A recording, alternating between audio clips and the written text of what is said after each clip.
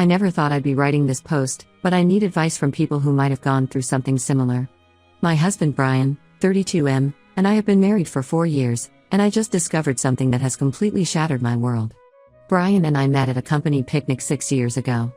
I had just started working in the marketing department, and he was already established in the finance division. I remember being impressed by how put together he seemed. He was the guy everyone went to for advice about investments and retirement planning. My friend Natalie, 30F, who worked with him, introduced us after weeks of insisting we be perfect for each other. We both grew up in broken homes, which initially brought us closer.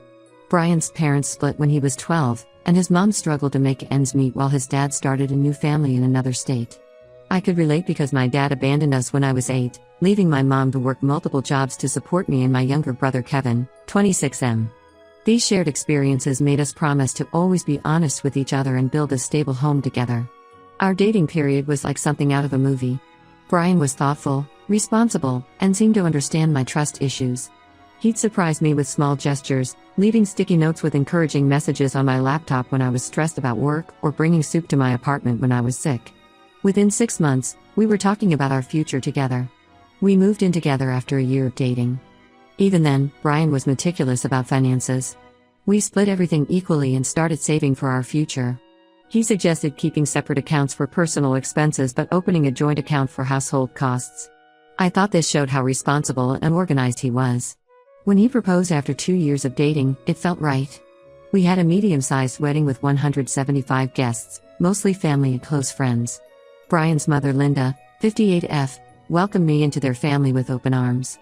She often told me how happy she was that Brian had found someone who understood the importance of family, given their difficult past. We bought our house last year after saving aggressively. Brian convinced me to put most of our wedding gift money into the down payment, saying it was a smart investment in our future. We both contributed equally to the mortgage and household expenses through our joint account, which we've maintained since moving in together. Everything seemed perfect until last month. I was paying bills online when I noticed something odd: regular monthly transfers of $800 to an unfamiliar account. At first, I wasn't too concerned. Brian works in finance and often talks about various investment opportunities. But something about the regularity and amount of these transfers bothered me. When I casually asked Brian about it, he said it was for a work investment group. His explanation seemed reasonable, but his body language was off. He kept checking his phone while explaining, something he does when he's nervous. Then last week, while using his laptop to print some documents, with his permission, I noticed his email was open. I know I shouldn't have looked, but a subject line caught my eye: Tyler's school registration fees. I clicked on it, and my whole world collapsed. The email was from someone named Rachel, 30F, discussing their 5-year-old son Tyler's private school enrollment. As I read through the email thread, I felt physically sick.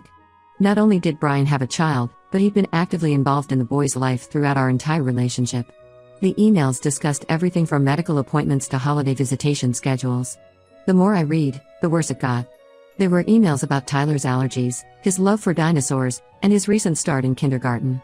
Brian's mother was frequently mentioned. Apparently, she had regular video calls with Tyler and sent him presents for every birthday and Christmas.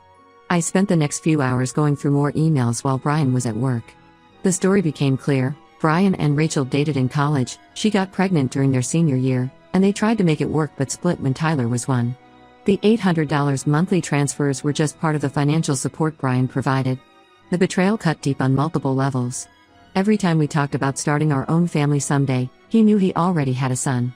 Every Christmas when his mother talked about wanting grandchildren, she was already a grandmother. Every time we discussed our financial goals and sacrifices, he was secretly supporting another household. I stayed at home in a daze until Brian returned from work. When I confronted him, he didn't even try to deny it. He admitted everything but tried to justify his actions by saying he was afraid of losing me. He claimed he'd planned to tell me eventually but never found the right time. I packed some clothes and went to stay with my best friend Ashley, 28F. Brian has been bombarding me with calls and texts, ranging from desperate apologies to angry accusations that I'm overreacting. His mother called too, crying and saying she only kept the secret because Brian begged her to.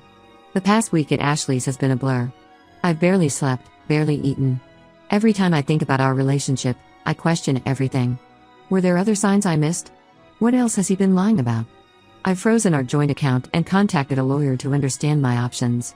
Brian's latest tactic is sending long emails explaining his side of things, but I can't bring myself to read them. The thought of him crafting careful lies for years makes me physically ill. I keep thinking about Tyler. He's an innocent child who didn't ask for any of this. Part of me feels guilty for disrupting his relationship with his father, but another part of me is angry that I was kept in the dark about his existence. Am I overreacting? Should I try to work this out with Brian? Or should I just accept that our entire marriage was built on lies and move on? Starting over at 29 seems scary, but staying with someone who could maintain such a huge deception seems impossible. Update 1. It's been 3 weeks since my original post, and I want to thank everyone for their support and advice. The situation has become even more complicated than I initially thought. After my post, Rachel found me on Facebook and asked to meet. I was hesitant at first, but Ashley offered to come with me for support. We met at a quiet coffee shop outside of town, and what Rachel told me made me realize I'd only discovered the tip of the iceberg. Rachel brought years of documentation with her. Apparently, Brian had been telling her that I knew about Tyler all along but wasn't interested in being involved due to severe anxiety and childhood trauma.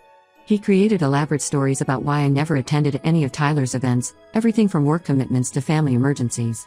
What really broke me was seeing birthday cards and Christmas presents that were supposedly from me to Tyler. Brian had been signing my name to cards and gifts for years.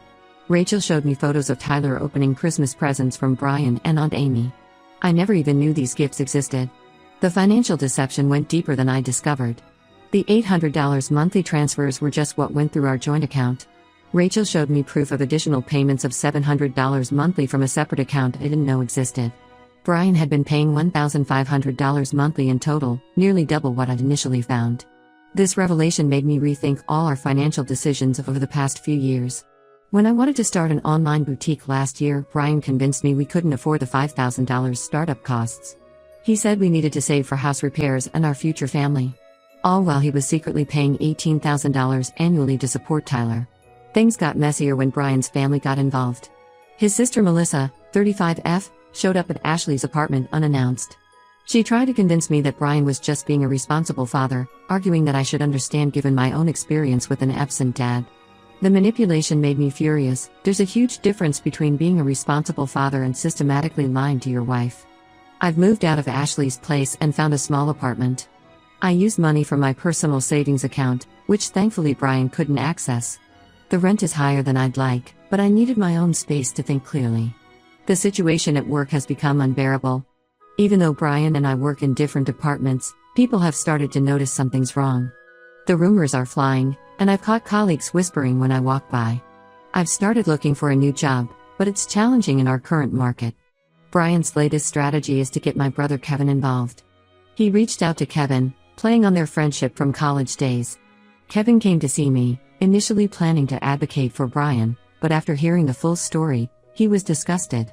He reminded me of how our dad's lies destroyed our family, and how we both promised never to accept that kind of behavior in our own relationships. My lawyer is building a strong case based on financial deception. She's particularly interested in the separate account Brian maintained for additional payments to Rachel. We're gathering evidence of all the unauthorized signatures on cards and gifts, though she says that's more about establishing a pattern of deception than legal implications. I've started individual counseling to help process everything. My counselor suggested I write letters to Brian that I don't send, a way to express my feelings without engaging with him directly. The letters always end up being about trust rather than Tyler. I realize that's what hurts the most, not the existence of his son, but the years of calculated deception. Rachel and I have talked several more times. She's deeply apologetic about her role in the situation, though I've told her she has nothing to apologize for. She was also deceived, just in a different way. She's offered to help me with documentation for the divorce proceedings if needed. Update 2. 2 months have passed since my last update, and the situation continues to evolve in unexpected ways. The divorce proceedings have begun, and Brian's true colors are showing. He's now claiming that I knew about Tyler from the beginning and am using this situation to leave him for other reasons. He tried to present photos of Tyler's 4th birthday party, claiming I was there. Rachel had to step in and confirm that she took those photos, and I was never present. His lawyer's face during that exchange was priceless. I found a new job at a competing firm with better pay and benefits. It's a fresh start where nobody knows my situation. My new co-workers are friendly, and it's refreshing to be known for my work rather than my personal drama. The most bizarre development came from Brian's mother, Linda. She showed up at my new apartment with a copy of her will, saying she wanted to add me as a beneficiary to keep me in the family. When I declined, she broke down and revealed that she'd been sending Tyler additional money behind Brian's back, trying to make up for the guilt she felt about lying to me. Going through our old financial records revealed more deceptions. The wedding gift money that Brian insisted we put toward the house down payment? Most of it went to Tyler's private school enrollment. We had 175 guests who were generous with their gifts, but somehow we only had a small amount left after our honeymoon. Now I know why.